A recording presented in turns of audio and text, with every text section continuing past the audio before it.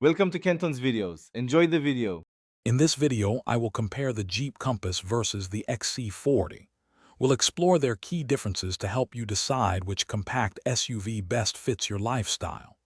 The Compass is known for its adventurous spirit and capability, while the XC40 emphasizes sophisticated design and a refined driving experience.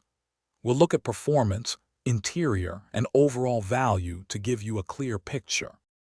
When it comes to performance, the Jeep Compass generally offers a 2.4-liter engine providing 177 horsepower. This setup is geared for versatility, especially with its strong off-road capabilities. In contrast, the Volvo XC40 often comes with a 2.0-liter turbocharged engine, delivering either 194 or 247 horsepower, making it quicker and more agile on paved roads. The XC40 prioritizes a comfortable and composed ride, while the Compass is built for adventure. Inside, the Jeep Compass offers a practical and durable cabin, designed for everyday use and easy cleaning after adventures. Its infotainment system is intuitive, often featuring useful off-road pages. The Volvo XC40, however, presents a more luxurious and minimalist interior, utilizing high-quality materials and thoughtful design.